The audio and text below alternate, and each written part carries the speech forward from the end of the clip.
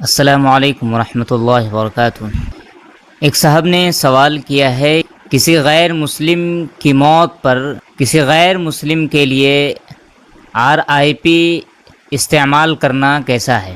یہ بہت اچھا سوال ہے، اور اس زمانے میں جو ہے ہم دیکھتے ہیں کہ بڑی کثرت سے جو ہے مسلمانوں کی تعداد جو ہے اس میں ملوث ہے، اور بڑی آسانی سے بغیر سوچے سمجھے اور لا علمی میں جو ہے ہر ایک کے لیے کسی کے لیے بھی جو ہے RIP لفظ استعمال کرتے ہیں، ریسٹ ان پیس۔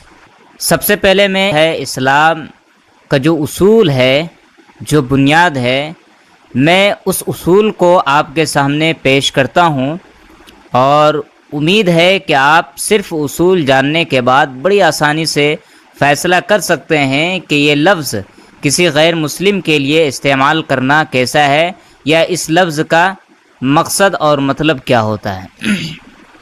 اس کے بعد میں قرآن پاک سے اس کا جواب بھی دوں گا۔ دیکھیے، اصولی بات سمجھیے، اللہ تعالیٰ نے قرآن پاک میں ارشاد فرمایا کہ ان الدین عند اللہ الاسلام، کہ اللہ کے نزدیک جو قابل قبول مذہب ہے وہ صرف اور صرف دین اسلام ہے، اس کے علاوہ کوئی مذہب نہیں ہے۔ یعنی اللہ کے نزدیک کوئی مذہب قابل قبول ہے، کوئی مذہب اللہ تعالیٰ ایکسیپٹ کرتے ہیں، قبول کرتے ہیں، تو وہ صرف اور صرف دین اسلام ہے، اس کے علاوہ کوئی مذہب نہیں ہے۔ یعنی کسی کی موت اگر دین اسلام پر ہوتی ہے، یعنی ایمان پر ہوتی ہے، تو اس کے لیے نجات ہے، نجات کا راستہ کھلا ہے۔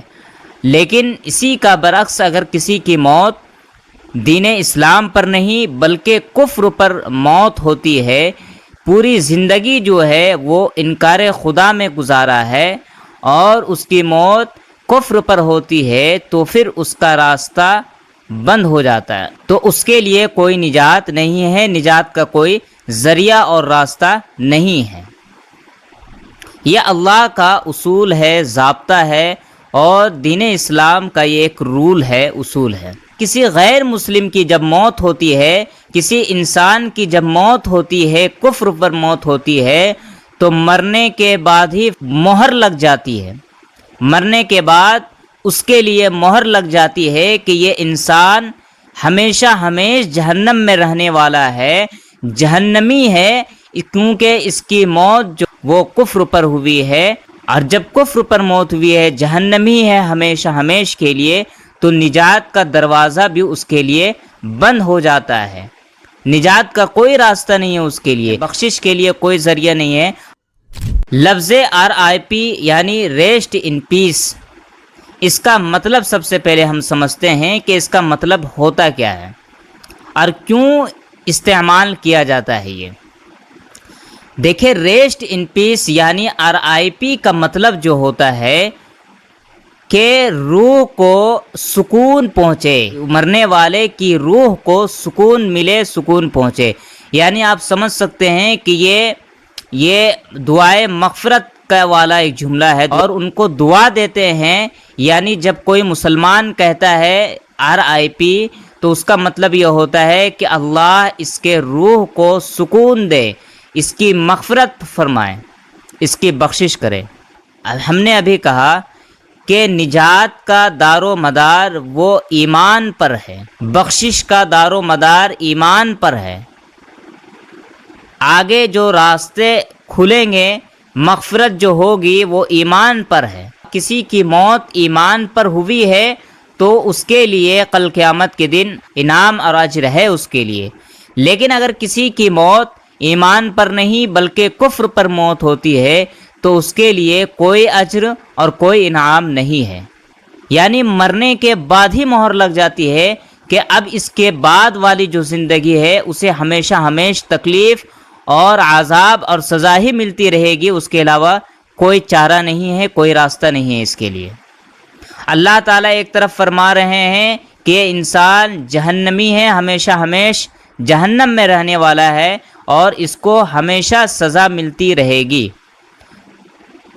یعنی کوئی ذریعہ نہیں نجات کا، اس کی بخشش نہیں ہو سکتی ہے، مغفرت نہیں ہو سکتی ہے، کیونکہ اس نے پوری زندگی اپنی انکار خدا میں گزاری ہے، اس لیے بخشش کا دروازہ بند، نجات کا دروازہ بند، تمام چیزوں کا دروازہ بند، صرف ایک دروازہ کھلتا ہے اس کے لیے، وہ ہے جہنم کا۔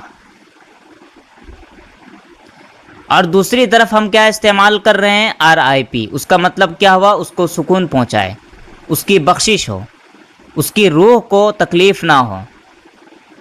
تو گویا ہمارا یہ جملہ جو ہے، ہماری یہ دعا جو ہے، یہ قرآن سے ٹکرا رہی ہے، اللہ کے فتوے سے، اللہ کے اصول سے ٹکرا رہی ہے۔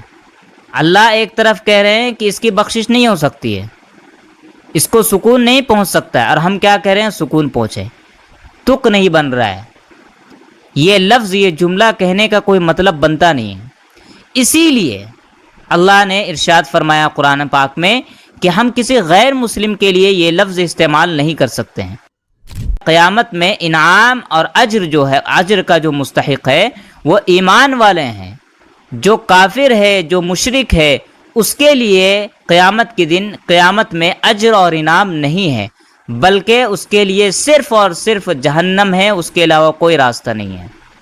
اس لیے اس کے لیے یہ لفظ، یہ جملہ استعمال کرنا صحیح نہیں ہے، کیونکہ اس کی بخشش ہو ہی نہیں سکتی ہے، اس کو سکون پہنچ ہی نہیں سکتا ہے، اس کے عذاب میں تخفیف، روک نہیں لگائی جا سکتی ہے، کچھ نہیں ہو سکتا اس کے لیے، اس لیے اللہ نے منع کیا۔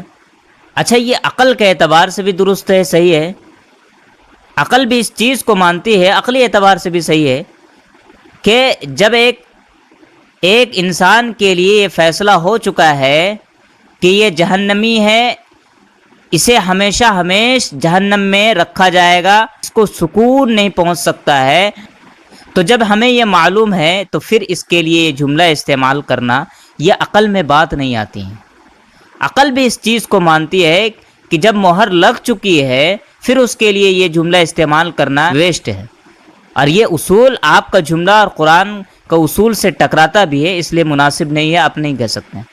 ہاں، دنیاوی اعتبار سے آپ اس کے لیے دعا کر سکتے ہیں، خوب دعا کر سکتے ہیں، اگر کسی کی موت ہو جاتی ہے کفر کے حالت میں تو آپ تعزیت کر سکتے ہیں، اس کے گھر والے کو حوصلہ دے سکتے ہیں، دنیاوی اعتبار سے آپ اس کے لیے دعا کر سکتے ہیں، کچھ بھی دعا کر سکتے ہیں، جائز دعا آپ کر سکتے ہیں اس کے لیے۔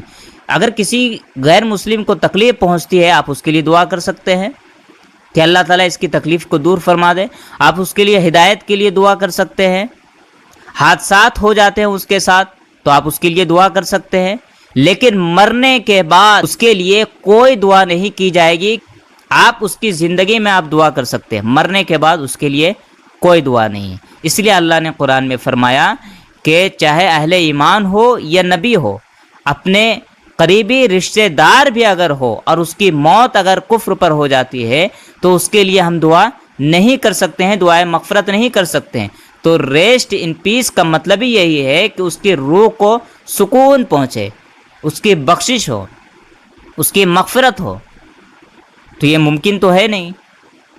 اللہ نے تو ارشاد فرما دیا ہے کہ وہ جہنمی ہمیشہ جہنم میں رہنے والا ہے، کسی مشرک کو معاف نہیں کیا جائے گا، اس کی بخشش نہیں ہو سکتی ہے۔ اس لیے کسی مسلمان کا یہ جملہ استعمال کرنا کسی غیر مسلم کے لیے یہ بالکل بھی مناسب نہیں ہے، اور اس سے پرہیز کرنے کی کوشش کریں۔ اللہ کے اصول سے یہ ٹکرا رہا ہے، اس لیے یہ جملہ بالکل بھی استعمال نہ کریں۔ بغیر سوچے سمجھے جو ہے لبرل قسم کے جو لوگ ہیں، سیکولرزم کی بنا پر جو سیکولر قسم کے لوگ ہیں، جو استعمال کرتے ہیں کسی کی موت انکار خدا میں ہو جائے اس کے لیے ہمیشہ جہنم ہے، اس کے ایک لمحہ کے لیے بھی اس کو سکون نہیں پہنچ سکتا ہے۔ امید ہے بات سمجھ میں آ گئی ہوگی۔ اللہ تعالی ہم تمام کو عمل کرنے کی توفیق عطا فرمائے۔ السلام علیکم ورحمۃ اللہ۔